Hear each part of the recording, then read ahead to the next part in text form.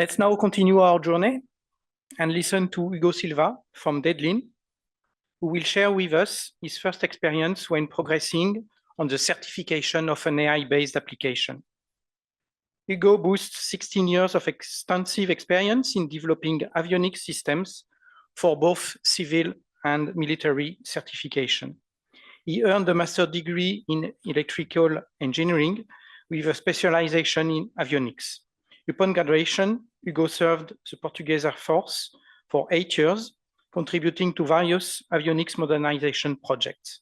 In 2015, Hugo transitioned to the civil aviation sector, joining Pilatus Aircraft, where he played a pivotal role in certifying system and aircraft-level avionics modifications for 6 years. His experience led him to Daedalean in 2021, where he was instrumental in developing cutting-edge avionics systems incorporating machine learning technology.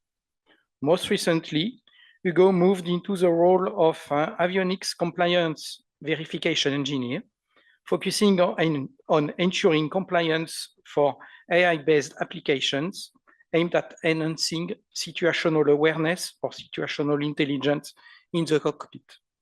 Hugo, go ahead with your presentation. Thank you. Hello, everyone.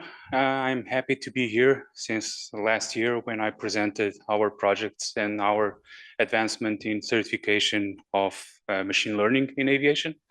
Last time we spoke about development, explainability, and post-development explainability, and today we're going to talk a little bit about how this compliance affects data science and what do we do in that regard. So first, a little bit about our company. Daedalean is a startup that was growing since about 2016 when it was started. And right now we're a little bit spread out over the world. We have the main office in Zurich, but we're a little bit in Latvia where we have our annotation team, and a small team in the United States where we mostly do marketing, but we also have a test aircraft where we use these test aircrafts to collect flight data and test our systems.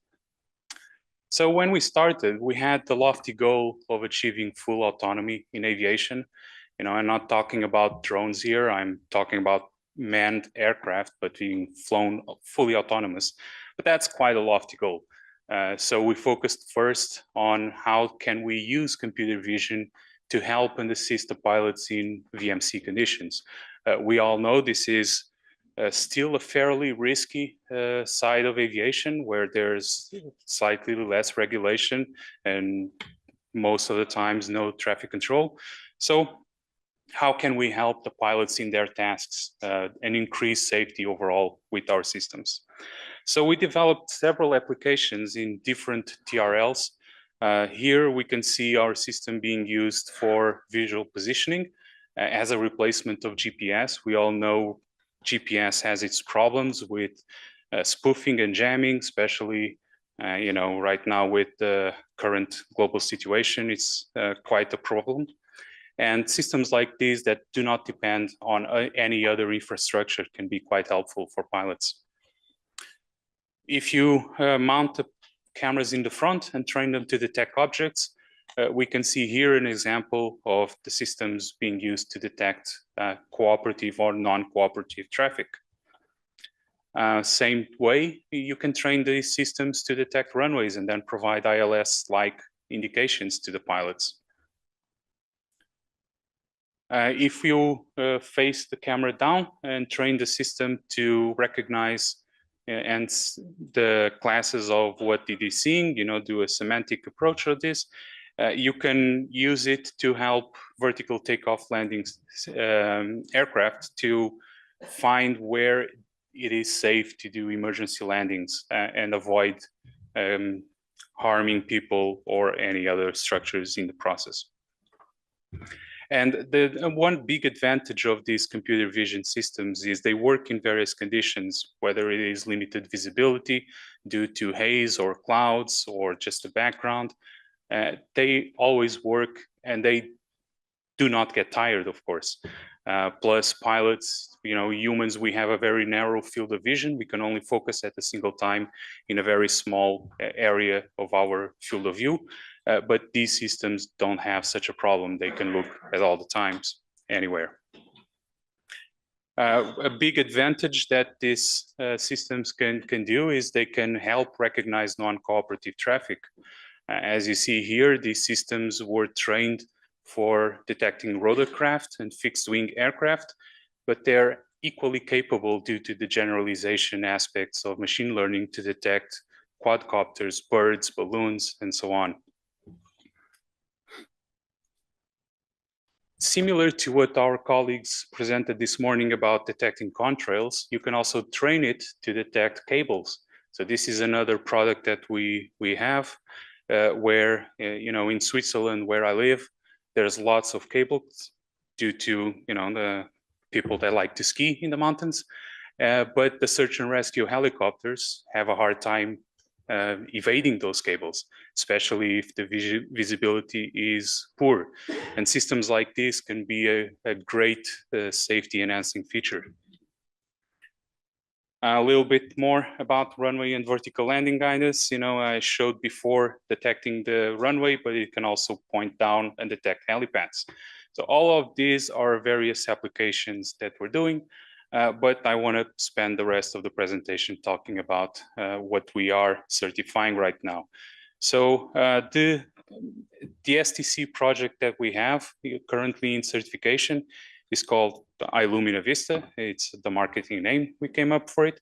Basically, it's our design organization approval sample project, and we are working with EASA and FAA to certify this in the coming months. To describe a little bit what it is, it's a camera payload on the nose of the helicopter attached to an existing nose utility mount that any helicopter can have. And then it sends the images back to a computing platform who processes the data and displays it on the cockpit. How this works is the camera captures individual frames. Those frames go through a pre-process where they're corrected for brightness and contrast, and they're split into 48 tiles. Each of these tiles is going to a convolutional neural network, which has been trained to detect the objects. So each of these frames is going to have a fairly low performance of detecting the objects or not detecting them. So the false positives, true positives, false negatives, and true negatives are, they're not a really good performance. But then we process them over time using Kalman filters and other techniques to get good valid tracks with a high performance that can be displayed to the pilots in various types of cockpit displays. The work that has been done with this is through our initial efforts in IPCs with EASA for the CODANs, where we developed the double-shaped process. And I'm quite happy to see a lot of presentations so far talking about their work applying these techniques. It's really good to see the industry adopting this. And we started with this. We applied for the STC.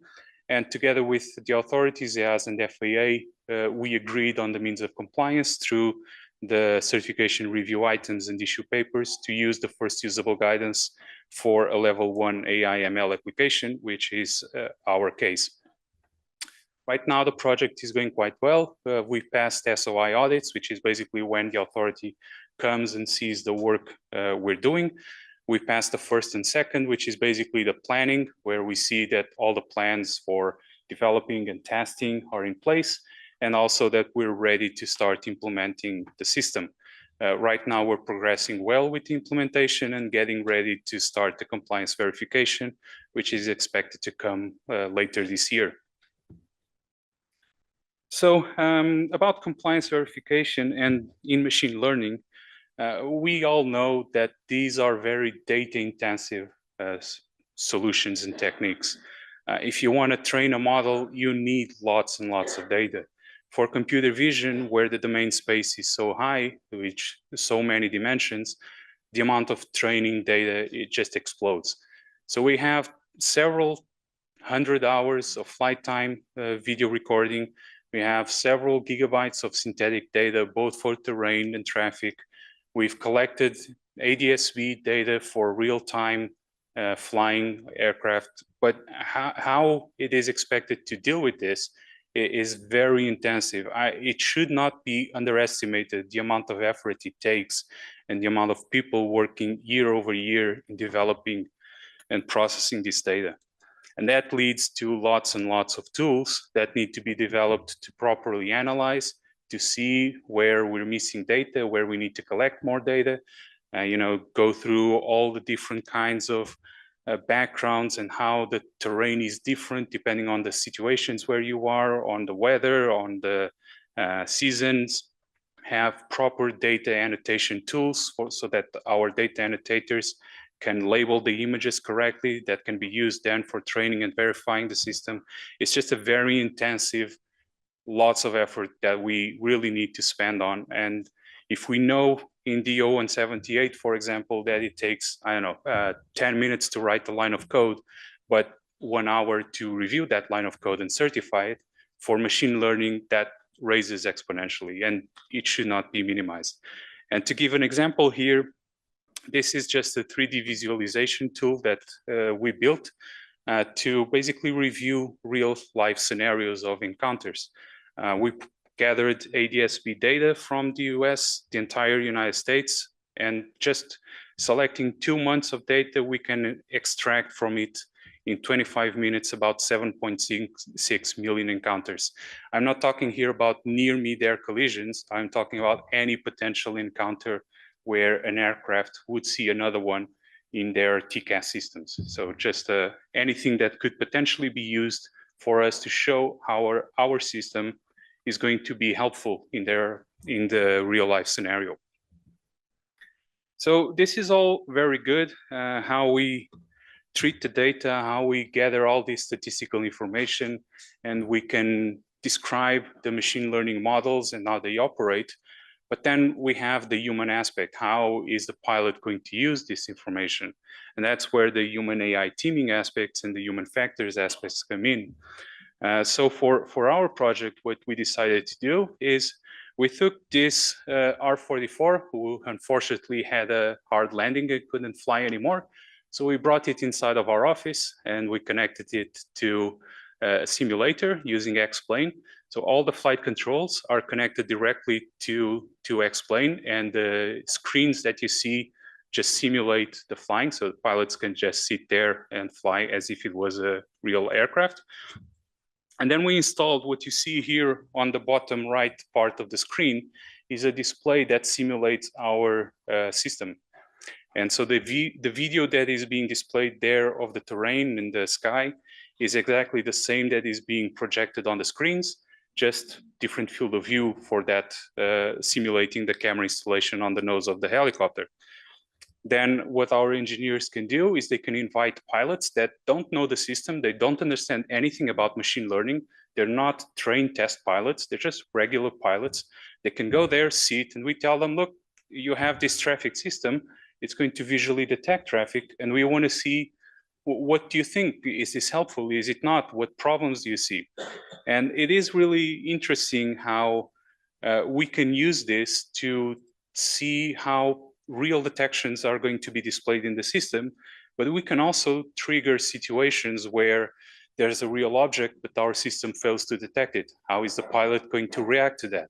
Our system is detecting something that is actually a false positive. How is the pilot going to react to that? And we're seeing some really good, valuable insights out of this that we're using to validate our performance requirements and show that the performance of our system is going to be useful and not cause an increase in workload that is unacceptable for the end user.